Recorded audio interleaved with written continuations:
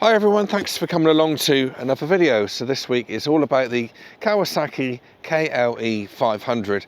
This is going to be my thoughts on the bike of one of the most hotly anticipated bikes of 2026. So what we're going to do first is I'm going to walk you around the bike and show you what the bike is like up close and personal. So, characteristics of the bike, we have a 21-inch front wheel there. Now this is a tubed tyre. I know that it can put a lot of people off these days with tube tyres, but it's what it is. It's spoked wheels, so it does complicate it if you do have a tubeless on a spoked wheel. To look at the bike from the front, that's what she looks like. Pretty mean, pretty very Kawasaki-esque, isn't it? A lot of plastics. Japanese quality. It is a real solid bike, this. It feels very strong. It feels like the sort of bike that you can abuse and it will just keep on bouncing back for more, which is exactly what you need with this type of motorbike. I'd say these are 50-50s really. They have got blocks in the tyres, but they're not studded as such. But yeah, I'd say they're a good 50-50 tyre. And they are the IRC Trail winners. So on this particular model, we have the SE spec, so it's the top of the range model compared to the other one. So we have things like the LED indicators, whereas the other ones are a bulbs type. Metal handguards, real decent, really quite strong feeling handguards there, which is good to cut through those bushes that keep on jumping out at you if you are going to go off-road on it. Talk a bit about the switch gear. So we do have the ABS, which we can turn off here, and also hazards and horn indicators, etc. On the other side, we have just a simple kill switch and a start button. Does look a little bit plasticky, that, but in function it works fine and it feels quite solid. Mirrors are nice and high up as well, as you can see there. So you don't have to actively look for the mirrors, they just kind of come into view when you're riding the bike itself. So when it comes down to the screen, it has a fuel gauge, battery. I would say it's about 3 inches by 2 inches high.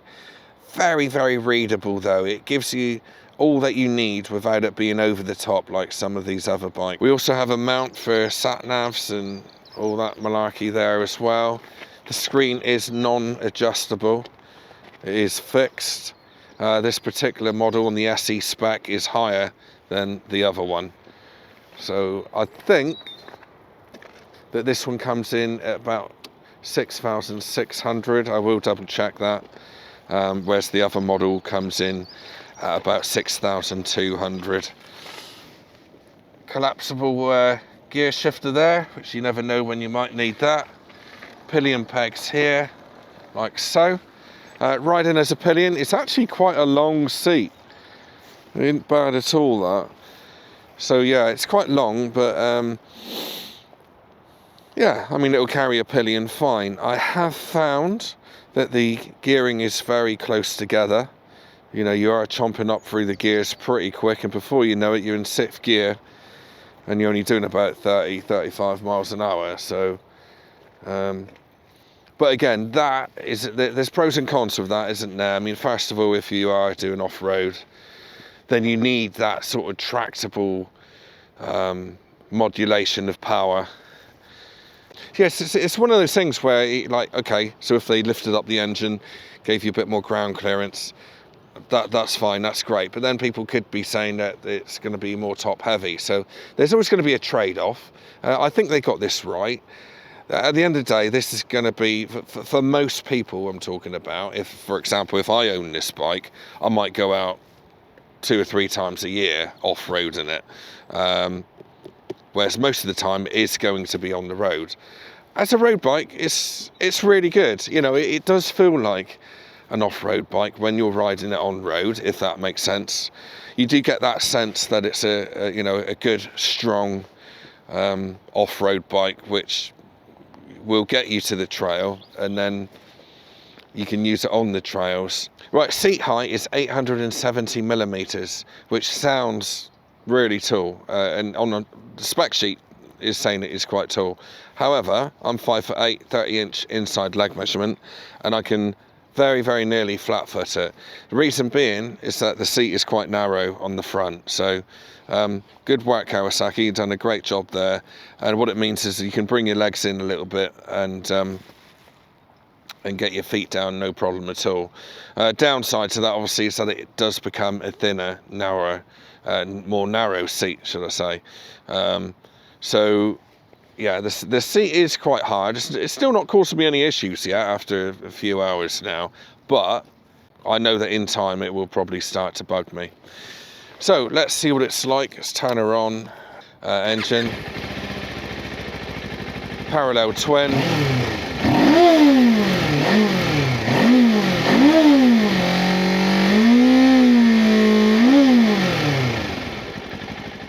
Right, so let's see what it's like out on the motorway. We're going to be pulling out of here in a moment. We've got enough power to get us away pretty quick, all things considered. There we go, he's letting us out. Thank you, mate. Appreciate it.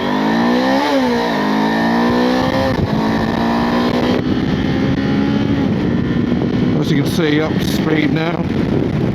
Into 6th gear.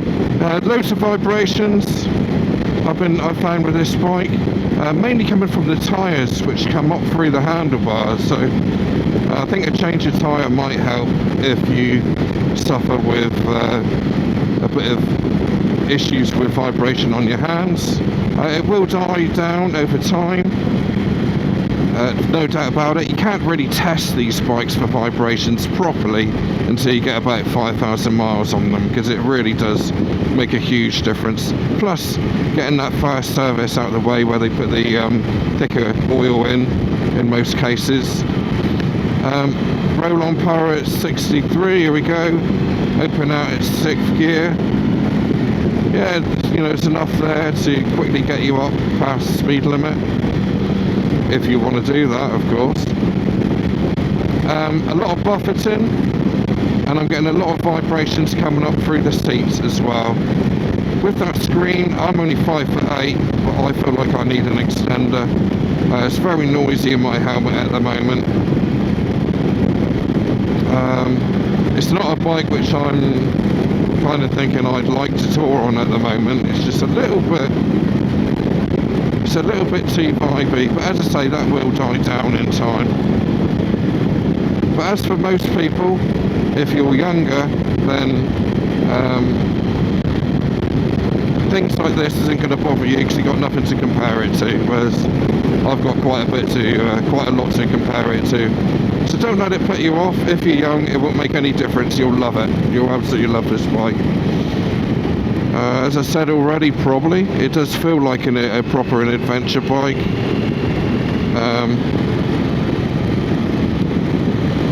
It's a good bike to learn your craft on as well.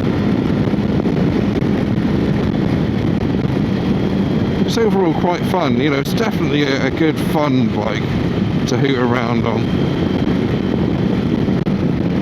But as I say, if you're a more experienced rider, then there will be things that might niggle you.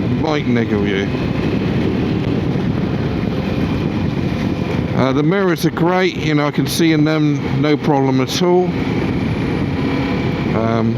They're at a nice height as well, right sort of in my eye line, so I don't have to turn my head too much. Quickly blast past this one.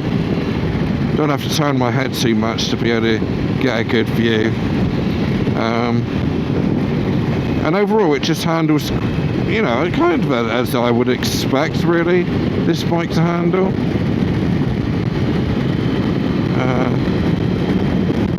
But yeah, would I want to do much long distance on this? It just revs a bit higher. I wish it had a taller 6th gear for sure. I think I might pull off here actually. Yeah, we'll pull off here. Yeah, so, you know, on the motorway, it's not... It'll do it, of course. But if you're a more experienced rider, it does fall down in certain areas, you know, just with the comfort level really. It's got a bit of a grief saying that it's not for the ground clearance mainly, but it's still essentially a road bike. It's going to do some rougher roads if you're intermediate off-roader. Is that what I am? I'm probably below intermediate, but it'll give you all you need. You won't want any more than this if you're quite new to it. It's light on top as well compared to some of the competition like the CF Moto 450, and even to an extent I'd say the 500 NX. It feels lighter on top than they do. Plus this has got a 21-inch front rail over the NX as well, so on that side of things, still essentially a road bike, but you can go off and have a bit of fun on it, a lot of fun, and again you can learn your craft on it. Riding on the B roads is nice. Again, it's a little bit windy with that screen, but a little bit noisy. But you know that this is going to be a good, cheap bike to run as well, which does help. How's this going to do against the competition? I think it's going to do very well, actually. I do see this bike selling very well. Mainly down to its looks. You know, it looks like a proper adventure bike as you would want it to be. And it will behave like a proper adventure bike as well. And as I say, it will give you, you know, if this is your first big bike, or if you're A2, you'll have a whale of a time on it. You really will. I think for me at the moment, it's just let itself down a little bit on the motorway and faster roads. So if you do a lot of that, then you'd probably buy another bike anyway, wouldn't you? You wouldn't really buy a bike like this. The gears are very close together. 3rd, 4th, 5th and 6th are very close. And as I say, I wish it had a slightly taller 6th gear. Oh, there's a junction here. The fueling in that is as you'd expect on the 500, pretty much all the same really, I find. I would say it's semi-choppy, Kawasaki choppy. If you've ridden any of the other Kawasaki's, then it won't be any different to you. But riding some other bikes, other brands, I would say it's not as smooth as some of the others. Again, I'm nitpicking on that one really. It's still pretty, it's still alright. So at 3rd gear, 20 mile an hour. So I guess in some ways it's geared to what you would want on you know, on gravelly stuff or dirt roads. Could you tour on it? Yes, tour on any bike as we all know, but it's got good credentials for that. But again, that would be, it'll be good off-road, off of the motorway, but I think there are better options if you were going to use a lot of motorway work or dual carriageways. The price point is spot on. You know, I think this one's around between 6.2 and 6.6, and I think that's a very fair price for what you get. And yeah, I think it's a very good price indeed. I mean, it is bang in line with the NX 500, isn't it? I think that's around the same price, maybe a little bit less. But this offers something different. Those customers that would buy an NX, they've got another option now. This is definitely more off-road capable than the NX, I think. But is it as good as a road bike? And I question that. But I know that I know people that would prefer the NX, and I know people that would prefer this bike. So I think really if you're on the market for a bike like this or a bike like the NX, I think you've got to try both to see which one suits you more. So talking of spec, it's a 451cc parallel twin with max power between 45 and 51 HP. The front wheels are 21-inch tube type and the suspension travel is 210 on the front and 200 on the rear. Ground clearance is at 185 and the curb weight is 194 kilograms. Again, on the SE spec, we have a higher windscreen on this one, so that should shield you a bit more, but it still needs a bit more in my opinion. Fuel capacity of 16 litres. I would imagine you'd probably get around 70 to 80 miles to the gallon easy on this one.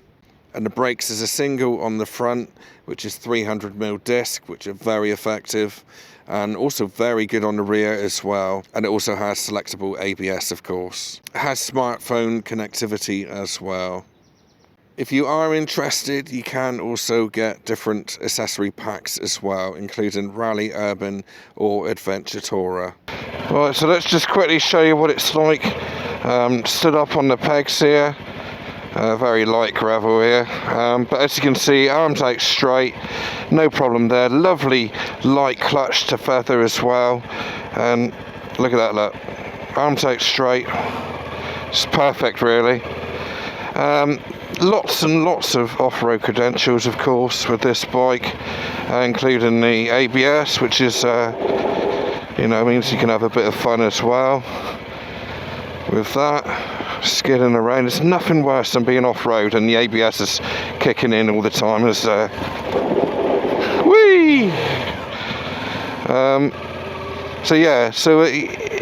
Stood up on it, you can really get your weight over the front wheel as well, which is important when you're off-roading.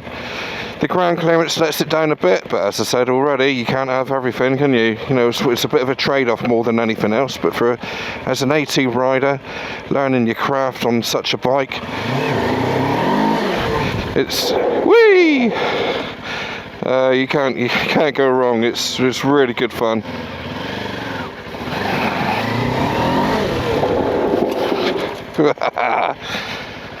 Yeah, it's great fun. It's all you need as a beginner off-roader is something like this. It will teach you your craft, and until you're ready to go to a bigger bike. Would you need a bigger bike? I don't know. Everyone's different. Some people would, and some people wouldn't. But for me, that works very, very well indeed. Overall, Kawasaki have made a good job of this. I really think it's going to sell well. I think it ticks boxes which other bikes don't tick. I think it is going to be more off-road capable than much of the competition as well. And I'm talking the competition which are readily available, such as the Honda NX5 and the Himalayan, etc. I think this really does offer something which they don't. So they're all good bikes in their own way, and only you can find the right bike for you.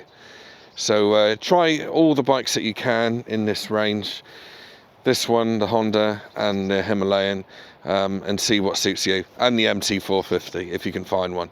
But yeah, thanks for watching everyone. Thanks to Bridge Motorcycles in Exeter for the loan of this bike. I think it will do well. I'm really happy. It's not a lot I can pick at it really, apart from the motorway side of things and going on faster roads. But apart from that, it's a great bike, and I can really see this doing well. So good luck to Kawasaki on it.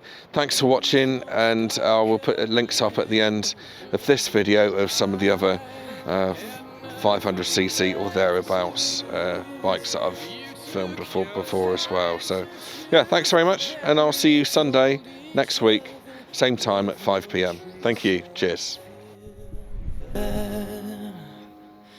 Our love